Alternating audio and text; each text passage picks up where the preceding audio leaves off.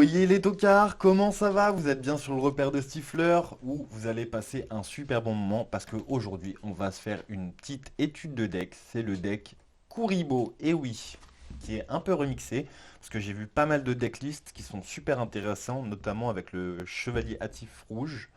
Il me semble, carte que je n'ai pas. Donc si un abonné l'a ou l'a à l'échange, qu'il n'hésite pas, qu'il me lâche un petit commentaire. Je suis prêt à fournir quelques cartes pour l'avoir, même en commune. Bref, on s'en fiche, on n'est pas là pour ça, on est là pour présenter le deck Kuribo. C'est parti les tocards, on y va. Alors, on a un Kuribo, un Kuribei, un Kuriba, un Kuribu et un Kuribei. Il y a certains decklists qui le recommandent plusieurs fois en fait. Euh, Moi, je préfère jouer avec le format en un seul. Vous allez comprendre tout de suite pourquoi, parce que je joue plusieurs autres cartes qui se mêlent très très bien avec. Donc, sur la série Kuribo, on continue. On a Kuribabylon 9x2, Kuribor 9x3, que vous voyez ici. Kuribabylon qui est le boss monster des Kuribo, hein. Honnêtement, je pourrais le mettre en x3, mais j'ai peur que ça brique un petit peu, à voir. Ensuite, on joue avec du Lilirusk. Bah oui, parce que la plupart c'est niveau 1. Et ils sont niveau 1 et ils se spé très très facilement. Donc on joue avec 3 cobalts, un saphir et un turquoise. Donc turquoise, saphir et 3 cobalts. Ensuite on joue avec 3 épines diaboliques qui se mêlent très très bien de niveau 1. Ténèbres avec les Kuribo. Honnêtement, c'est parfait. On- Que demande le peuple? Ensuite, on joue 3 marches macarons qui, s'il est détruit par effet de carte ou par attaque, tu peux réinvoquer 2 marches macarons depuis ton main, deck ou cimetière. Donc c'est vraiment cancer cette carte, mais elle est vraiment, enfin, moi je la trouve terrible. Du coup, on part sur cette base parce que si je mets 2 Kuribo, enfin tous les Kuribo x2, honnêtement je vais me retrouver avec beaucoup trop de cartes et donc pas beaucoup de chance d'avoir la bonne carte au bon moment. Donc, après être passé au monstre, on va passer aux cartes magiques et pièges. Je vous montre ça tout de suite, les zouzous. Allez, c'est parti. On passe à un Transformine, un Space Goat.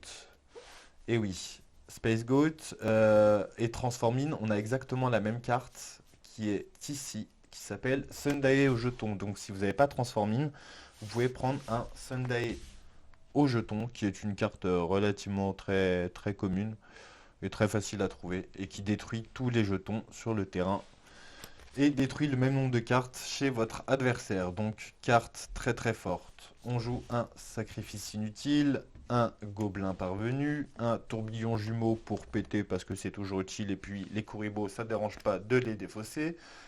Un Monster Reborn, un pour un, qui permet, donc cette carte permet de, je vous laisse lire. Attendez, je sais pas si le focus va se faire. Bon, bref, c'est pas grave, je vais vous le lire. Envoyez un monstre depuis votre main au cimetière. Invoquez spécialement un monstre de niveau 1 depuis votre main ou deck. Franchement, nickel. Il n'y a rien à dire. Ça, c'est parfait. Ensuite, on joue Lilirusque, appel d'oiseau. Alors, prenez un monstre Lilirusque depuis votre deck et soit ajoutez-le, soit envoyez-le au cimetière, puis vous pouvez invoquer spécialement un monstre Lilirusque de nom différent depuis votre main. Vous pouvez activer qu'un Lirilusque, appel d'oiseau par tour. Franchement, ça c'est très fort. Un deuxième me satisferait amplement. Ensuite, deux Lilirusque, coup d'oiseau. Si vous avez deux monstres vent ou Lilirusque, il me semble, eh bien vous pouvez annuler un effet de magique ou piège ou monstre. Ensuite, on joue deux crépuscules à 5 étoiles. Donc si le seul monstre que vous contrôlez est un monstre de niveau 5, sacrifiez le monstre, invoquez spécialement 5 monstres Kuribo depuis votre deck et ou cimetière, et ou main. Mais on ne peut pas activer leurs effets, ils ne peuvent pas être sacrifiés. On s'en fiche parce que c'est pour les liens. Et oui, qu'est-ce qu'on s'en fiche? Ensuite, un petit multiplicateur qui permet de multiplier tous nos petits Kuribo. Et une flûte d'invocation de Kuribo. Ça aussi, je ne dirais pas non à en avoir un deuxième. Et pour les pièges, on joue x2 filet gravitationnel qui nous dit que les monstres de niveau 4 ne peuvent pas, ou plus ne peuvent pas attaquer. Et vu que la plupart sont niveau 1 et que sur l'extra deck on a ou du rang ou du lien, pas de synchro, et ben c'est parfait. Ensuite, un point d'avertissement. Si l'adversaire invoque, le monstre passe à 0, il ne peut pas être utilisé comme lien. fusion ou synchro ce tour. Et un annulation d'attaque. Voilà, ça fait toujours plaisir. Franchement, ce deck, je le trouve trop cool. Après, je vous montrerai, ah là là, pardon, excusez-moi, je vais le battre. Et en le battant, je vous montrerai un petit peu les mains que l'on peut avoir et un peu les combos qu'on peut faire, sachant que c'est vraiment très très fort. Alors, je joue Salamandre Amiral x2.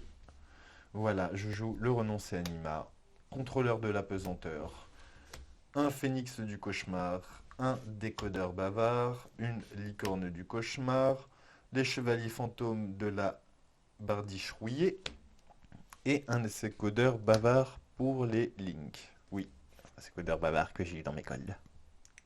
Je suis trop content. Premier booster. Bref, l'Irilusque Récital Turnidé, dès qu'on trouve les autres, on les changera. Pour le moment, on n'a que ces trois-là. Donc, on utilise ces trois-là. Une magicienne Cephadana et un arsenal divin Zeus. Donc, pour ceux qui connaissent pas, c'est des cartes un petit peu méta, c'est vrai. Cartes qui coûtent un petit peu cher, c'est vrai. On a eu de la chance dans le Virtual Gold. Même si une petite gouttelette serait la bienvenue. Bref, du coup, je vais un petit peu battre ce deck et vous montrer un petit peu ce qu'on peut faire avec tous ces petits Kuribo qui font juste plaisir, sincèrement. Le deck Kuribo, j'en viens pas comment il est devenu super fort. J'ai été vraiment choqué. Déjà, l'Ilirusque Tribrigade, pour ceux qui connaissent pas, c'est devenu pété. Franchement, j'ai eu ce genre de carte en tournoi, c'est waouh. Tu fais rien en fait. Juste, voilà, l'adversaire invoque et t'es Keblo. Donc bref, on s'en fiche. Du coup, on va tirer ce genre de main. 1, 2, 3, 4, 5. En imaginant bien sûr que l'on est premier. Je vous laisse découvrir. On a Reborn Kuribo. On a la flûte d'invocation du Kuribo. J'utilise Sacrifice Inutile. Je vais donc jeter une carte Kuribo. Peu importe laquelle. On va jeter le Kuribo le plus basique. Voilà. Si j'ai plus de cartes dans le cimetière que mon adversaire, je peux invoquer spécialement Monsieur Babylone. J'utilise Crépuscule à 5 têtes. Si le monstre que vous contrôlez est un monstre de niveau 5.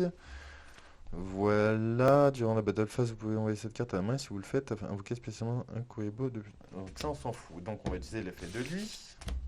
On invoque. Donc il revient à la main.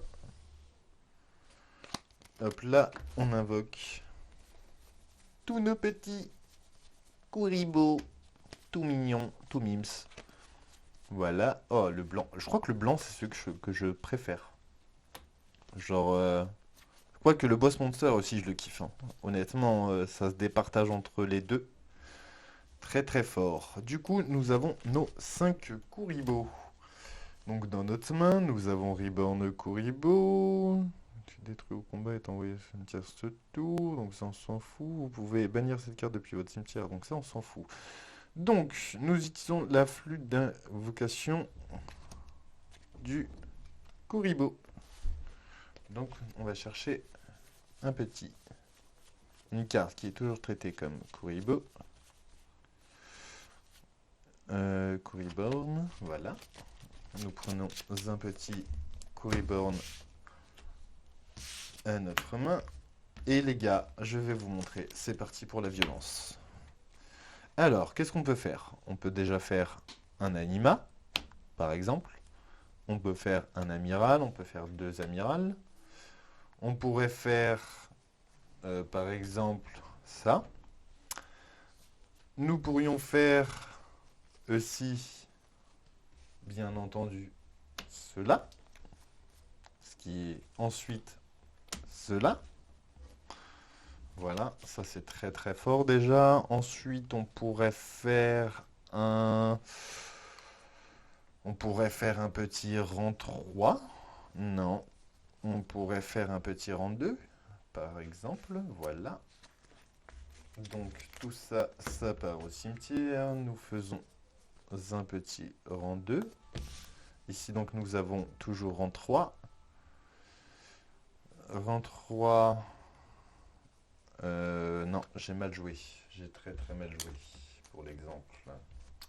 Donc nous avons toujours nos petits Kuribo. Désolé, en fait, je viens de faire le deck, du coup je le connais pas par cœur. Je regarde un petit peu les combos et les decklists. Je vous montre un petit peu en même temps. Donc dans l'hypothèse, on pourrait faire ça toujours. On pourrait faire ça. On pourrait